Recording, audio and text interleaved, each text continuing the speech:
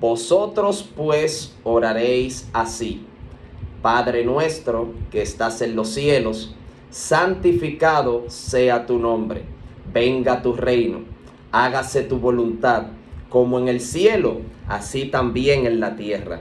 El pan nuestro de cada día, dánoslo hoy, y perdónanos nuestras deudas, como también nosotros perdonamos a nuestros deudores. Y no nos metas en tentación, mas líbranos del mal, porque tuyo es el reino, y el poder y la gloria por todos los siglos. Amén. Gloria al Señor para siempre. Aleluya. Mis amados, aquí acabamos de leer lo que nuestro Señor Jesucristo en esa ocasión habló acerca de la oración. De verdad, como hemos resaltado en otras ocasiones, que nuestro Señor Jesucristo se detenga a hablar de manera tan detallada, de manera tan específica, de manera tan concisa acerca de la oración, nos revela la importancia de la misma. Nos revela la importancia de tener una vida de oración, de tener una vida de intimidad con Dios. Y no solo que Él se dedicara a enseñar y hablar acerca de la oración, sino que Él fue un hombre de oración, que Él fue un hombre entregado a Dios en oración. Eso tiene que llamarnos bastante, pero mucho, la atención. Y vemos que en la ocasión pasada nos quedamos en el versículo 13, que fue el que acabamos de leer, que es el último versículo acerca de la oración. Y dice: y no nos metas en tentación, mas líbranos del mal. Decíamos, ya que tenemos una hermana que se nos agrega hoy a lo que es este estudio, haciendo un breve recuento debido a ella con este último versículo, decíamos que el Señor Jesús le dice a sus discípulos que le pidan al Padre que no los meta en tentación, pero recuerdo que hablábamos acerca de que ¿acaso Dios mete a alguien en tentación? ¿Acaso Dios tienta a alguien? ¿Acaso Dios incita a alguien a pecar? ¿Acaso Dios motiva a alguien a lo malo? La respuesta era un rotundo no. Pero no por mis propias palabras, sino por la misma palabra de Dios, quien se confirma a sí misma alrededor de toda la Biblia.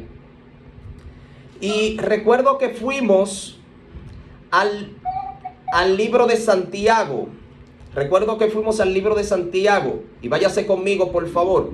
Libro de Santiago, capítulo 1, versículo 13.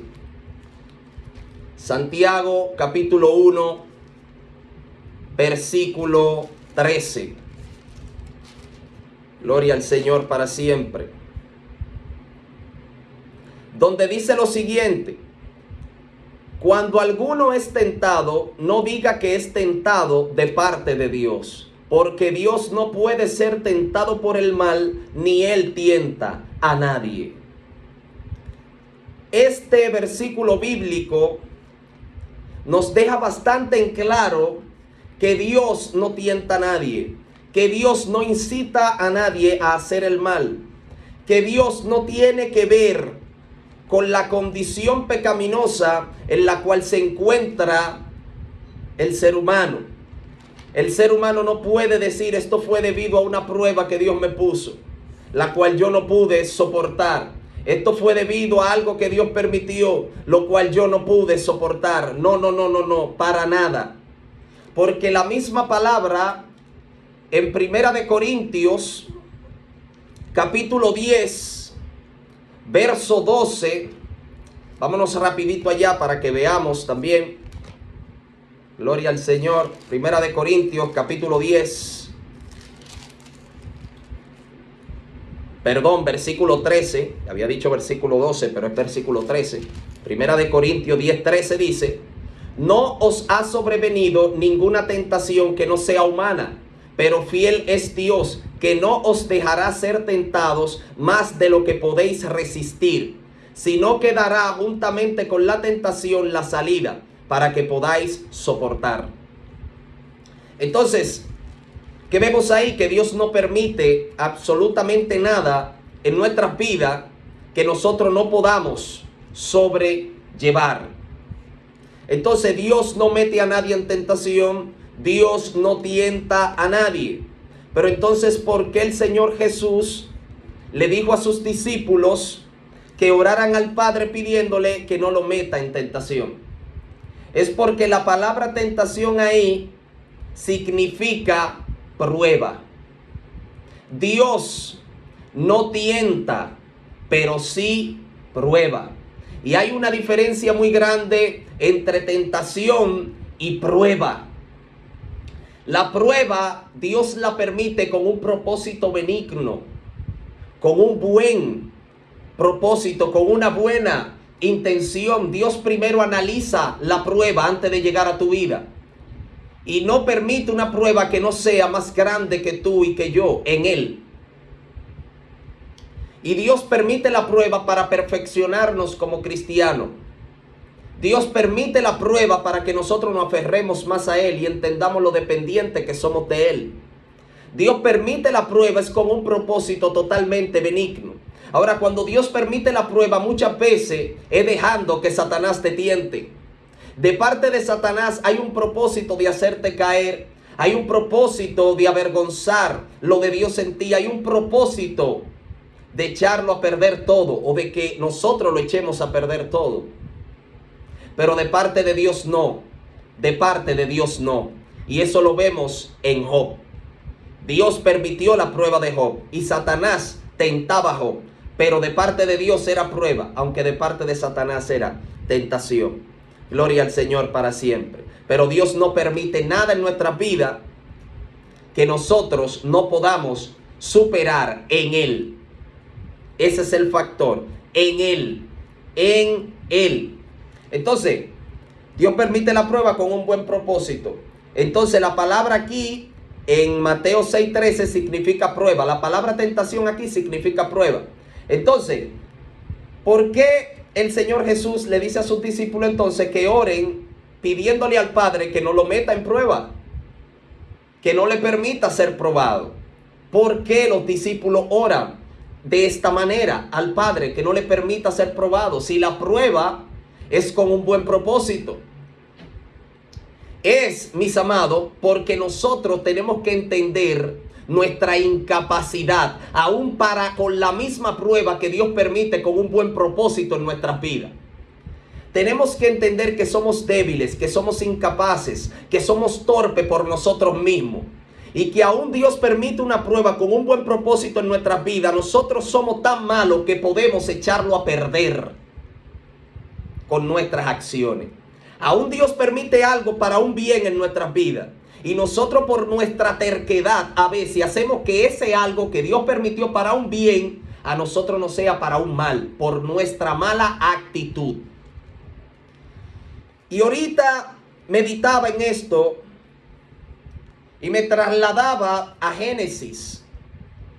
Cuando Dios creó al hombre, Dios le dijo al hombre: de todo árbol del huerto podrás comer, mas del árbol de la ciencia del bien y del mal no comerás, porque el día que de él comieres, ciertamente morirás. El hombre podía no pecar. Sí, podía no pecar. Dios permitió la tentación, pero el hombre podía no pecar, podía resistir la tentación. Sí, podía ser obediente a Dios. Dios permitió ahí eso. El hombre pudiendo no pecar. Dios permitió que Satanás tentara. El hombre pudiendo rechazar esa tentación, aferrándose a él, aferrándose a Dios. Mas sin embargo vemos cómo Dios permite una situación la cual el hombre podía superar, pero el hombre por su terquedad lo echó a perder. Y por eso es que tú y yo tenemos que rogar a Dios: ay, Padre amado, yo soy tan débil, yo confío tan poco en mí que, Señor, no me meta en prueba. Señor, no me pruebe. Pero si tú me pruebas, líbrame del mal. Por eso es que esa frase es la que le sigue. A no nos meta en tentación, a no nos meta en prueba, mas líbranos del mal. Eso es por si Dios lo permite, pues entonces que nos libre. Gloria al Señor. Así de malos somos tú y yo. Así de terco podemos llegar a ser. Que Dios permita una prueba con un buen propósito en nuestra vida, y esa prueba con ese buen propósito nosotros la echemos a perder por nuestra terquedad. Y esto es algo que nosotros tenemos que tener bastante en cuenta, mis amados. Esto es algo que nosotros tenemos que entender, que somos débiles, que ahí es donde caemos. Esta petición no es solamente una petición para que nosotros la repitamos y se la digamos a Dios y punto. No, es para que también comprendamos. Es para que también comprendamos lo débil que somos y tenemos que recurrir a Dios en oración constantemente, mis amados, constantemente, de manera constante, de manera constante. Entonces, mis amados hermanos, vemos aquí que nuestro Señor Jesucristo enseña a sus discípulos a acudir a Dios en oración pidiéndole: no nos metas en prueba. Confiamos demasiado poco en nosotros mismos. No permita esa situación en nuestras vidas que nos ponen a prueba. Pero si Dios la permite, también podemos decirle: mas líbrame del mal, porque nos vendrán pruebas. Claro que sí, seremos probados como el oro. Así que no confiemos en nosotros mismos, aferrémonos a Dios, que Él es quien nos da la victoria en medio de toda situación. Para que veamos que esto no es una simple petición y ya, como vemos lamentablemente a personas que usan el Padre Nuestro para hacer una repetición vana de Él, que es algo muy contrario a lo que Jesús quería enseñar. Jesús con el Padre Nuestro quería enseñar un modelo de oración, una guía de oración, una muestra de las cosas a tomar en cuenta en la oración como más importantes. Eso era lo que Jesús quería enseñar con este modelo de oración. Y también que reflexionemos en cada palabra que vamos a decir a Dios, porque tenemos que tener una calidad moral para decir esas palabras que Jesús nos está mandando a decir ahí en oración. Esto es demasiado, pero demasiado profundo, mis amados. Entonces, vemos aquí que los discípulos tenían que orar a Dios y nosotros tenemos que orar a Dios: no nos metas en tentación. Pero vamos a ver qué dice Mateo capítulo 26. Mateo capítulo 26, verso 41. Ya que aquí dice que no nos meta en tentación, que pidamos a Dios que no nos meta en tentación. Vamos a ver qué dice el Señor Jesús en Mateo 26, 41. Gloria al Señor. Le espero para que lo busque conmigo. Mateo capítulo 26, verso 41. Mire qué le dijo el Señor Jesús a los discípulos en un momento en el cual Él le estaba demandando que oren. Mire qué le dice: velad y orad. ¿Para qué? Para que no entréis en tentación. Aquello que estás pidiendo allí en Mateo 6:13, aquí tú tienes que tener un accionar para que se cumpla. Y es orar. Orar. Orar. Y vemos cómo en Lucas capítulo 22, váyase conmigo, Lucas capítulo 22, vemos algo que nos ilustra bastante, nos arroja mucha luz en cuanto a este tema. Gloria al Señor para siempre. Lucas capítulo 22, verso 39 en adelante, es Jesús orando en el Getsemaní. Dice: y saliendo se fue como solía al monte de los olivos, y sus discípulos también le siguieron. Cuando llegó a aquel lugar les dijo: orad que no entréis en tentación. Y él se apartó de ellos a distancia como un tiro de piedra, y puesto de rodillas oró, diciendo: Padre, si quieres, pasa de mí esta copa, pero no se haga mi voluntad sino la tuya. Y mire lo que pasó luego. Y se le apareció un ángel del cielo para fortalecerle. Amados, Jesús oraba porque era hombre. Y porque como hombre necesitaba ser fortalecido de manera constante por el Señor para mantener su vida espiritual en esta tierra. Él era hombre también. Él se despojó, dice la Biblia, de todo poder, de toda gloria. Él se despojó de todo eso y vino como hombre. Y como hombre, él tenía una vida activa de oración porque entendía que Dios lo fortalecía por medio de ella. Y eso es lo que nosotros tenemos que entender, mis amados, que somos débiles. Y no solo eso, que tenemos que ser fortalecidos, pero que solamente vamos a ser fortalecidos por medio de tener una comunión en oración con Dios. Solamente así, porque Jesús así era que lo hacía. Y Él es el modelo perfecto para todos nosotros. Si el ángel se le apareció a Jesús para fortalecerle, si el ángel se le apareció a Jesús para fortalecerle, era porque Jesús, número 1, no tenía suficiente fuerza. Y número 2, la necesitaba. Entonces, tenemos que entender eso. Tú y yo no somos fuertes. Y número 2, necesitamos la fuerza. Entonces tenemos como Jesús que recurrir a la oración a Dios para que Él nos fortalezca. De otra forma, vamos a estar débiles y vamos a caer. Y es lo que tenemos que entender, que vamos a caer cuando tenemos una vida descuidada de oración. Estamos diciendo con nuestros hechos que somos fuertes por nuestra propia fuerza. Porque cuando usted está descuidado en su vida espiritual con Dios, yo estoy seguro, usted no se quiere descarriar. Usted quiere mantenerse en el evangelio, pero con su propia fuerza. Y eso es imposible, porque esto no es de quien corre ni de quien quiere, sino de quien Dios tiene misericordia. O sea, esto no es por nuestra capacidad humana. Y eso tenemos que entenderlo. Que si Jesús recurría constantemente a la oración, era porque el Señor lo fortalecía por medio de ella. Y que tú y yo necesitamos también lo mismo. Dios ha establecido la oración como un medio para fortalecernos. Y es lo que queremos enfatizar en esta noche. Queremos enfatizar en eso en esta noche.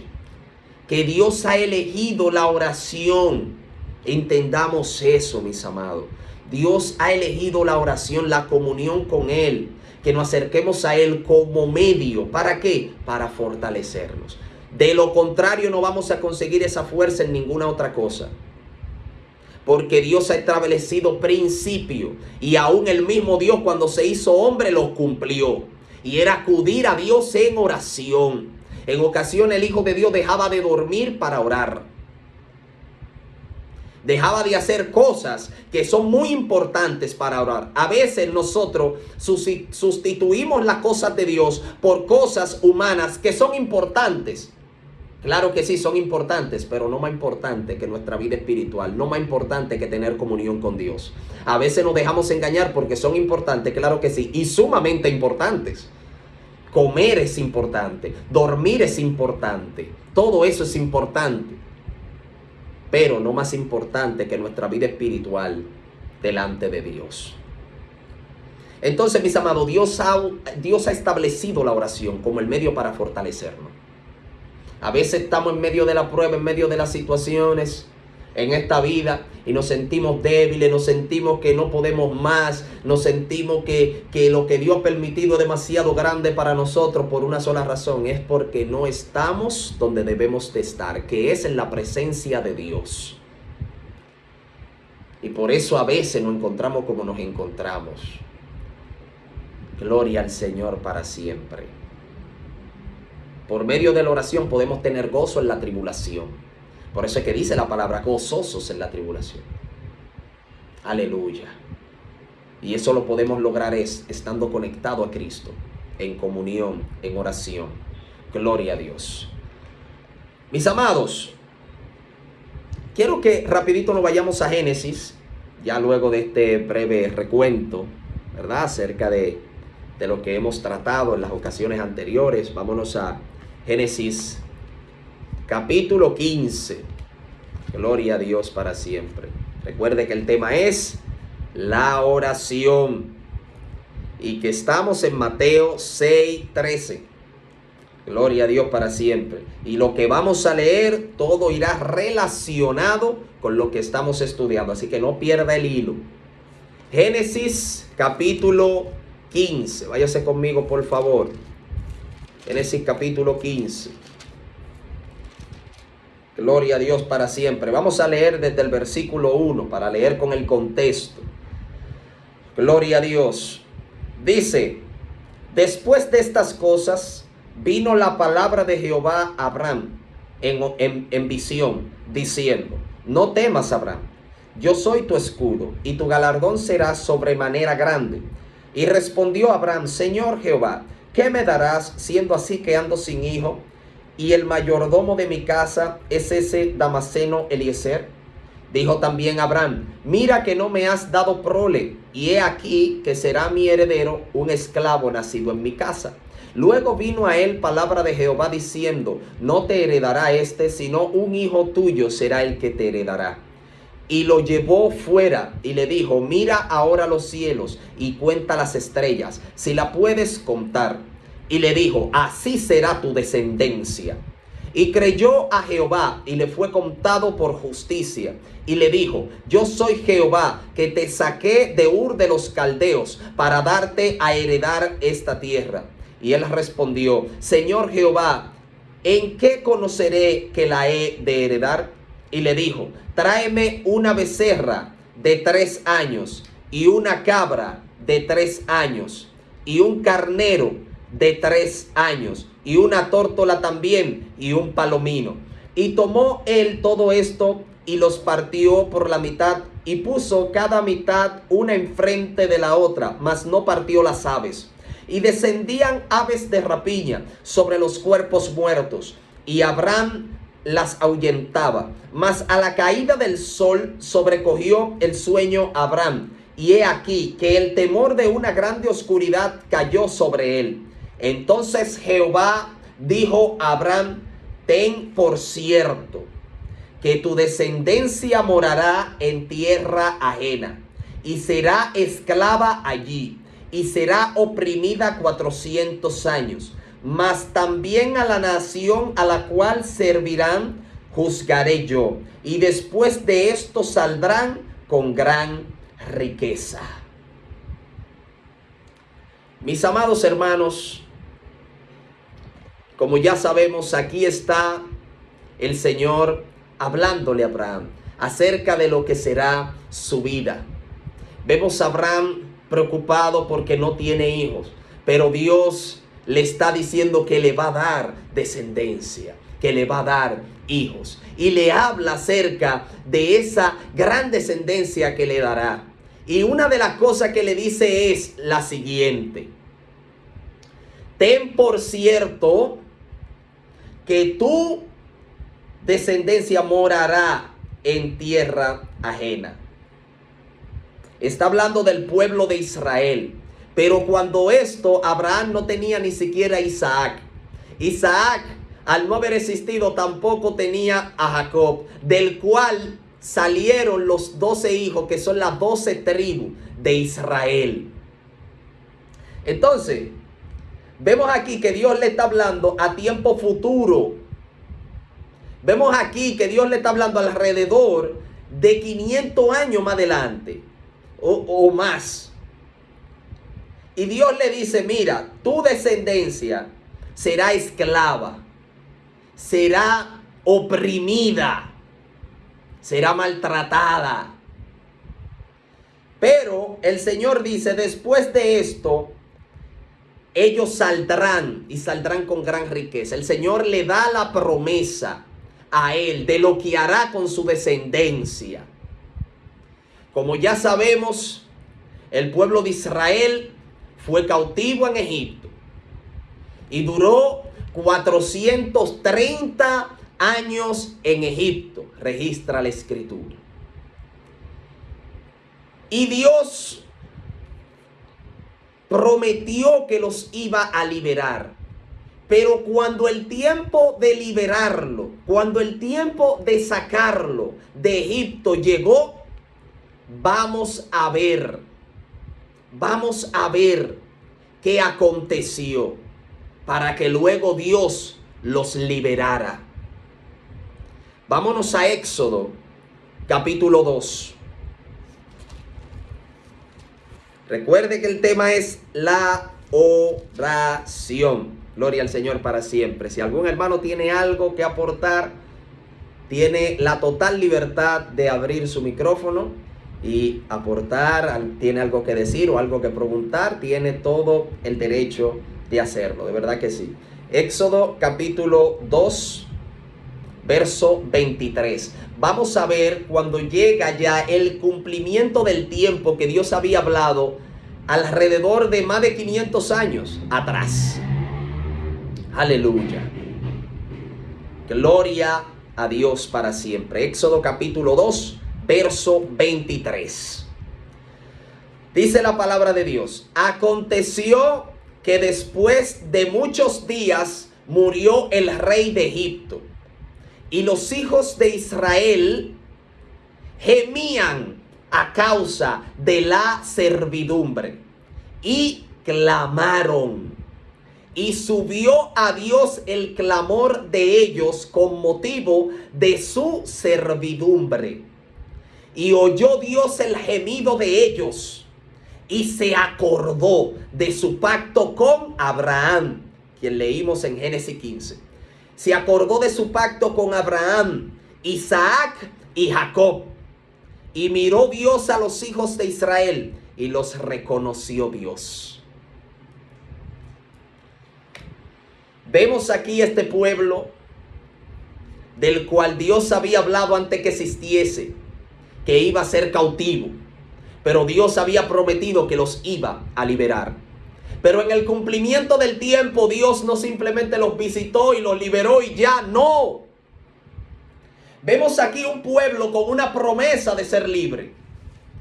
Vemos aquí un pueblo con una promesa de aquel que no falla en lo que promete, de aquel que cumple, de aquel que no miente. Vemos que este pueblo tiene esta promesa. Pero hubo algo que la Biblia resalta que aconteció antes de que Dios interviniera a liberarlo. ¿Y qué fue? Que clamaron a Dios, que gimieron a Dios, que se humillaron delante de Dios, que recurrieron a Dios en oración. Eso aconteció antes de la liberación prometida. Oiga, prometida, ya esa liberación estaba prometida ya. Pero ¿cuándo se manifestó? Cuando llegó el tiempo, luego del pueblo haber rogado, haber clamado, haber recurrido a Dios en oración. La Biblia resalta que Dios prestó atención a este clamor, que este clamor subió delante de la presencia de Dios. Y dice la Biblia que Dios se acordó. No fue que se le borró de la mente. No es que Dios no tiene una memoria. No, recordemos que Dios es omnisciente. Esa es la capacidad única de saber, única de Dios, de saberlo absolutamente todo. Es una capacidad única de Dios de saberlo absolutamente todo. Él es omnisciente. Entonces, su omnisciencia cubre no olvidar nada. Aquí que dice que él recordó, se acordó,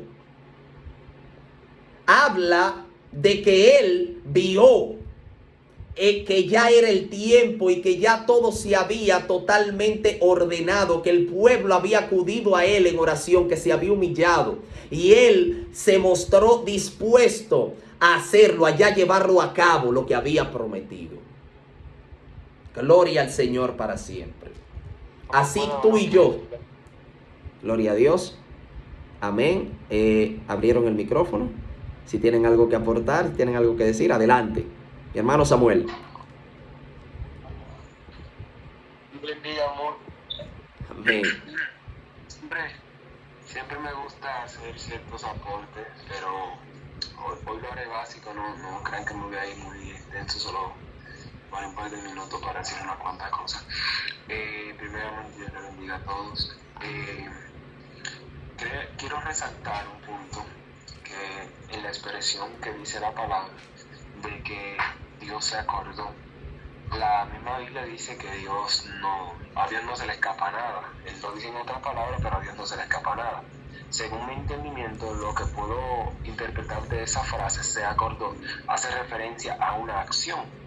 O sea que cuando, como le explicaba el hermano Michael, cuando dice la palabra que Dios se acordó, está haciendo referencia a que Dios accionó en base a lo que había prometido, a que Dios se movió en base a lo que había prometido. No un movimiento literal, o no que, porque cuando nosotros escuchamos, al menos me pasa a mí, cuando nosotros escuchamos se acordó y nosotros nos quedamos, bueno, entonces Dios se hubiera olvidado de lo que le hubiera prometido. No, porque incluso David le dice a Dios, acuérdate de mí, le dice al Señor en muchas ocasiones, pero ese acordarse, Gloria a pongo Dios. ese ejemplo claro, no es un acordarse de que, no, yo me acordé que era algo que tenía que hacer, sino de moverse en base a misericordia, Gloria a Dios. en base a lo que Dios ya había hablado en el caso de Israel, y en base a David, en base a misericordia.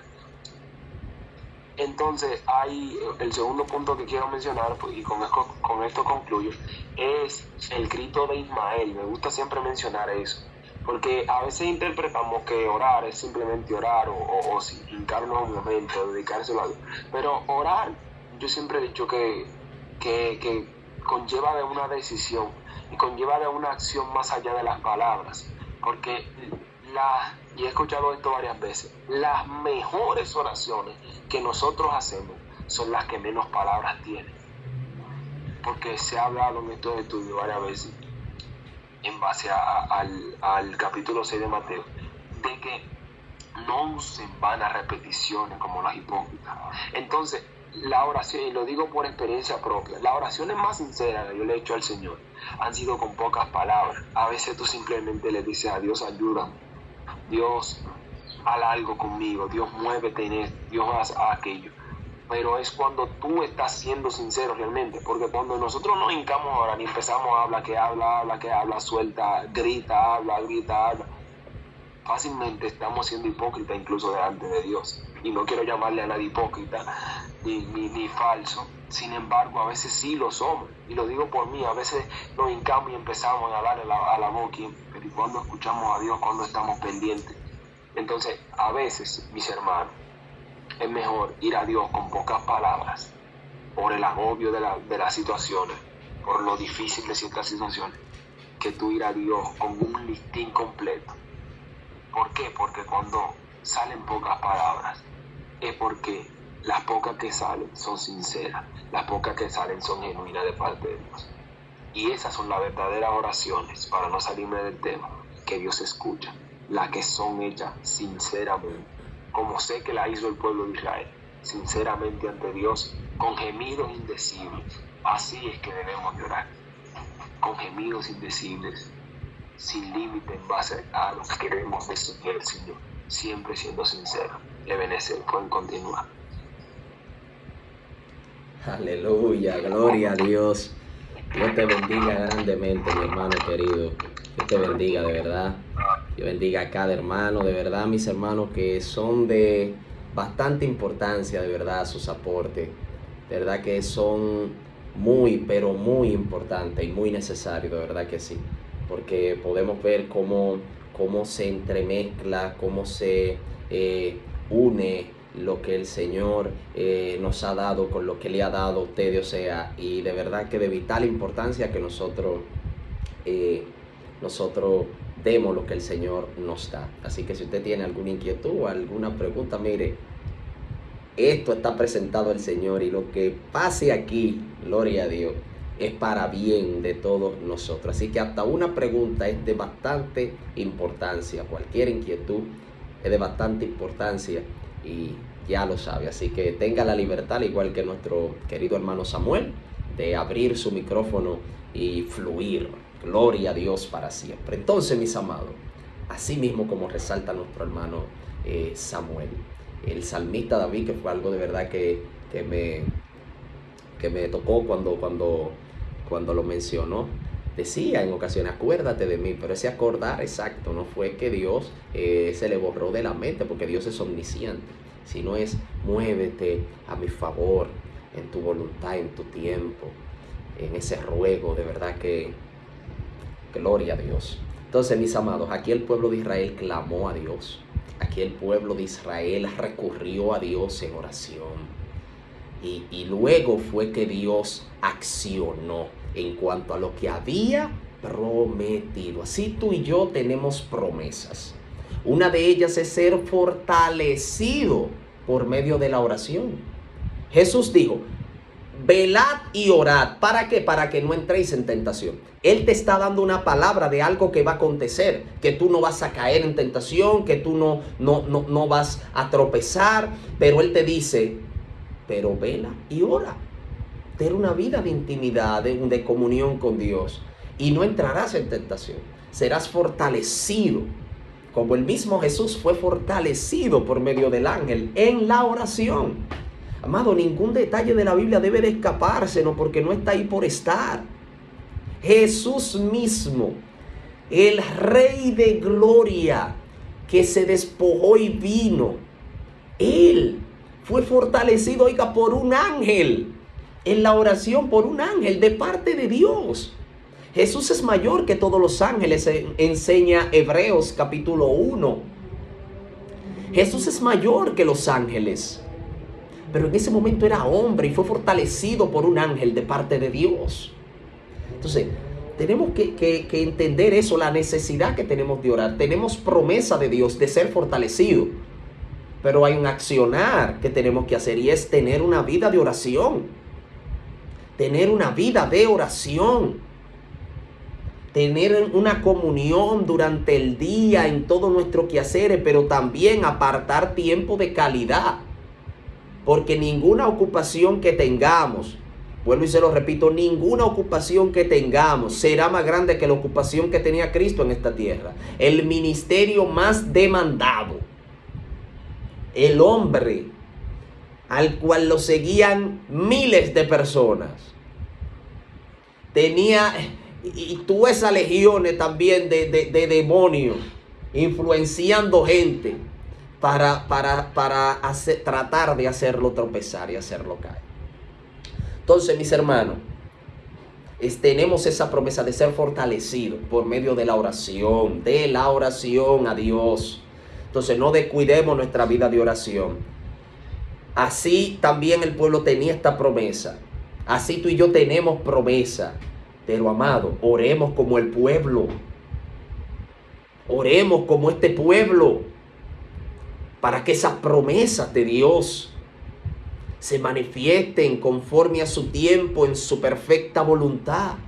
Pero vemos que Dios no accionó sin oración. Por algo esto está escrito así en la Biblia. Por algo está así. Es más, usted quiere ver si Dios tomó esto en cuenta. Mire, luego que el pueblo clamó a Él, fue que Él se dirigió a hablar con Moisés. Mire qué dice el capítulo 3. ¿Llamamiento de quién? De Moisés. Luego del clamor, Dios se puso a hablar con el que lo iba a libertar, con el que Él iba a enviar para libertarlo. Y vamos a leer un poquito para que veamos qué Dios le dice a Moisés acerca del pueblo. Vamos a ver si Dios no tomó en cuenta este clamor, si esto no estaba presente en Dios. Vamos a ver. Leamos Éxodo capítulo 3, verso 1 en adelante. Dice: apacentando Moisés las ovejas de Jetro, su suegro, sacerdote de Madián, llevó las ovejas a través del desierto y llegó hasta Horeb, monte de Dios. Y se le apareció el ángel de Jehová en una llama de fuego en medio de una zarza. Y él miró y vio que la zarza ardía en fuego, y la zarza no se consumía. Entonces Moisés dijo: iré yo ahora y veré esta grande visión. ¿Por qué causa la zarza no se quema? Viendo Jehová que él iba a ver, lo llamó Dios de medio de la zarza, y dijo: Moisés, Moisés. Y él respondió: heme aquí. Y dijo: no te acerques, quita tu calzado de tus pies, porque el lugar en que tú estás, tierra santa es. Y dijo: yo soy el Dios de tu padre, Dios de Abraham, Dios de Isaac y Dios de Jacob. Entonces Moisés cubrió su rostro porque tuvo miedo de mirar a Dios. Fíjense ahora que le dice Dios. Dijo luego Jehová: bien he visto la aflicción de mi pueblo que está en Egipto. Y he oído ¿qué? He oído su clamor a causa de sus exactores, pues he conocido sus angustias. Y he descendido, ay Dios mío, para liberarlos de mano de los egipcios y sacarlos de aquella tierra, a una tierra buena y ancha, a tierra que fluye leche y miel, a los lugares del cananeo, del eteo, del amorreo, del fereceo, del heveo y del jebuseo. El clamor pues de los hijos de Israel ha venido delante de mí. Vuelve y menciona el clamor. Y también he visto la opresión con que los egipcios los oprimen. Gloria a Dios para siempre. Mis amados, entendamos la importancia de recurrir constantemente, de manera seria y con carácter delante de Dios en oración. Comprendamos la necesidad que tenemos de orar a Dios para poder ser fortalecidos, para poder ser tomados en cuenta para acción, así como el pueblo. Dios luego, hablando con el que él va a enviar para libertarlo, le habla del clamor. Le habla en dos ocasiones del clamor. Versículo 7 y versículo 9. Ahí vemos qué tan pendiente Dios tuvo ese clamor. Y Dios se movió a accionar. Mis amados, tenemos mucha promesa de Dios. De ser fortalecidos, de ser dirigidos, de ser llenos, de ser... Dios tiene tantas cosas, pero sí hace necesario que recurramos a Él en oración, así como el pueblo, para que estas cosas se manifiesten. Dios en su soberana voluntad, Él hace como Él quiere, pero Él ha establecido principios. Él ha establecido principios. Él se le aparece a quien Él quiere, sin esa persona nunca haber orado ni nada. Lo hizo con Saulo.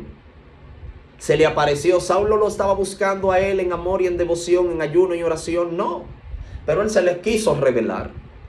Pero él dice en su palabra lo siguiente: no creamos que él hace eso como ley, para que tengamos una vida malaganaria de poca búsqueda. No. Él dice en su palabra: buscad y hallaréis, tocad y se os abrirá.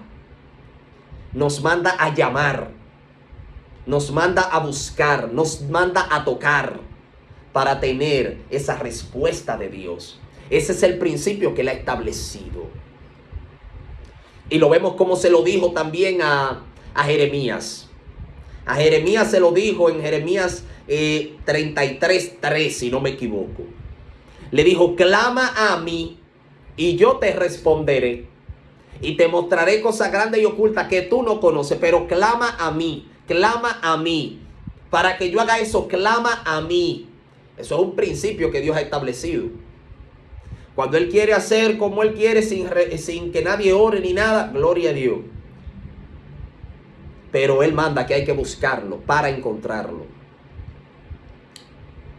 El pueblo de Israel, en un momento, siendo liderado por Josué, ya luego de la partida de Moisés, se presentó una ocasión en el cual, recordemos que Dios los introdujo a ellos en una tierra, ¿verdad?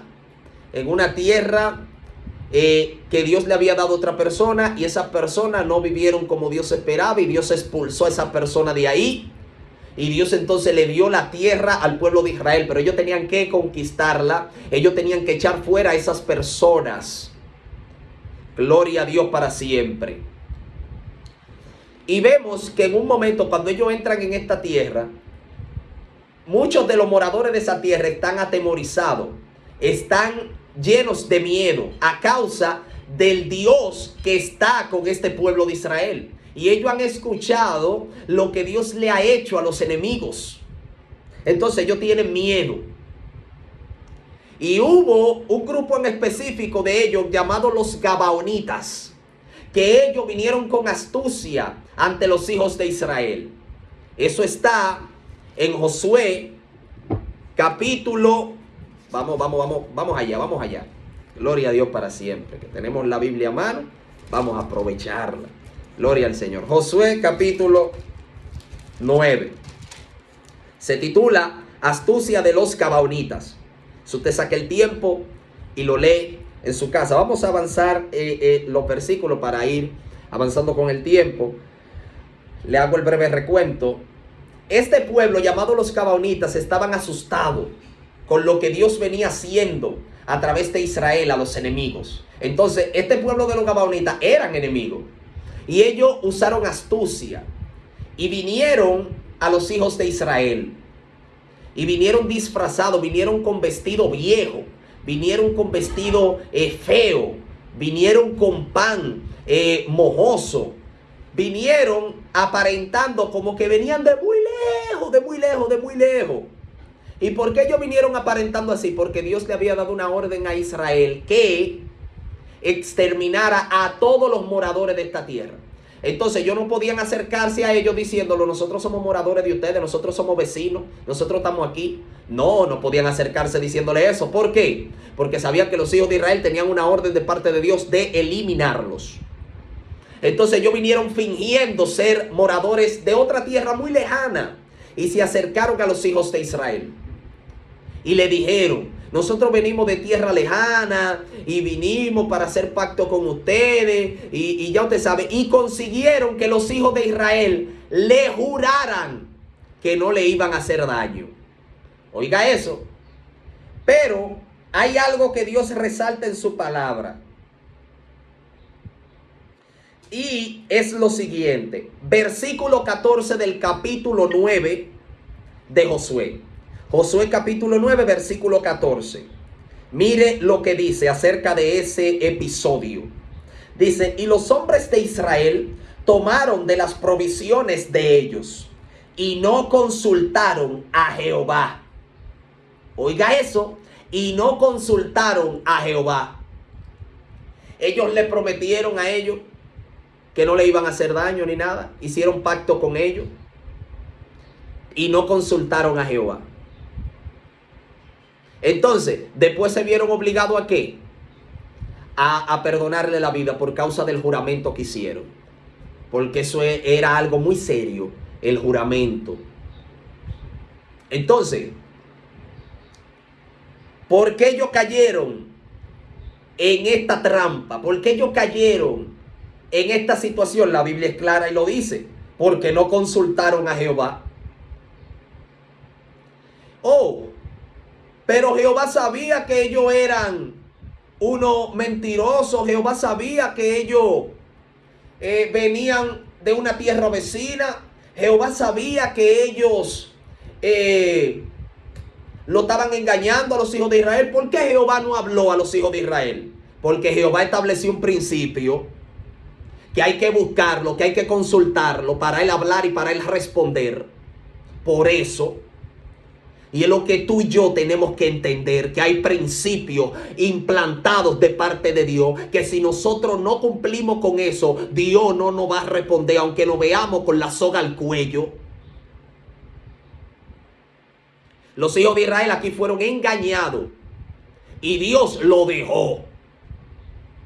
Dios no intervino, Dios le hablaba a Josué, pero Dios no le habló a Josué. Dios en el capítulo 7... le habló a Josué acerca de quién era que había tomado el anatema. y lo dirigió y todo hacia la familia, la persona y todo. Dios lo dirigió. Pero aquí no le habló a Josué, no le dijo nada.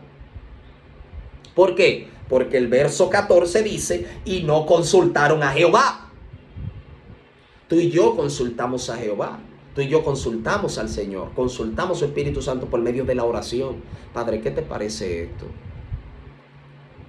Señor, ¿qué tú crees de esto? Señor, ayúdame a entender. Dirígeme en tu palabra en cuanto a esto. Señor, mira esta decisión que yo tengo que tomar. Parece pequeña, Señor, pero no, Señor, no hay cosa de la cual tú no tengas cuidado. Tú tienes cuidado también de los pequeños detalles. Y como tú eres mi Dios, y yo no confío en mí, sino que yo confío en ti. Yo no confío en mi sabiduría, sino en la tuya. Yo no confío en mi capacidad, sino en la tuya. Entonces yo vengo ante ti hasta para lo más mínimo, porque yo no me siento capaz ni para lo más mínimo. Y vengo ante ti, te pido que me oriente, por favor, que me dirija, por favor. Eso es humildad. Y Dios interviene. Dios nos ayuda. Dios nos ilumina. Dios nos hace recordar. Dios obra cuando le buscamos. Dios ha establecido que le busquemos. Y la oración es un medio que Dios ha establecido. La oración es un medio. Recuerdo que ahorita meditaba en esto. Gloria al Señor. Y escribí lo siguiente acerca de esto. Dice, Dios es un Dios que utiliza medios para llevar a cabo un fin y que respeta los medios como el fin mismo. Oiga bien, Dios es un Dios que utiliza medios para llevar a cabo un fin y que respeta los medios como el fin mismo. Mis amados, Dios utilizó un arca para salvar a Noé y los demás que fueron salvos. ¿Cuál es el fin? La salvación del diluvio. ¿Cuál fue el medio? El arca.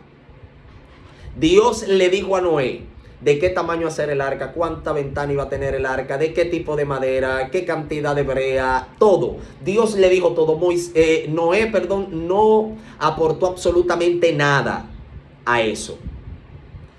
Todo fue Dios. Si Noé le hubiese puesto una ventana más a esa arca no iba a funcionar. Porque ya no era el arca de Dios, era el arca de Noé. De él, la que él se inventó de su propio corazón, por variar aún en un detalle muy mínimo. Entonces, el arca tenía que ser todo como Dios dijo, la misma altura, la misma anchura, el mismo tipo, todo fue Dios que lo dijo, todo. Noé no aportó nada, todo lo dijo Dios. El medio de salvación, Dios lo dijo, cómo era que iba a ser. Gloria a Dios. Y por eso Dios los salvó. Porque hubo obediencia, hubo fe. Y se hizo todo como Dios dijo. Hubo fe en la palabra de Dios. Y Dios los salvó. Si a Dios le hubiese placido salvarlo en un barquito en un barquito de papel, Dios lo hace, Dios lo salva. Porque no era el arca que tenía el poder. No. Era la fe, la obediencia, la palabra de Dios. Si Dios hubiese dicho, hazte un barquito de papel, en un barquito de papel Dios lo salva, porque eso fue lo que Dios dijo. Mis amados, y así como Dios habló del arca de Noé para salvarlos del diluvio, así Dios ha hablado de la oración. Vela y ora para que no caigas, Dios dice.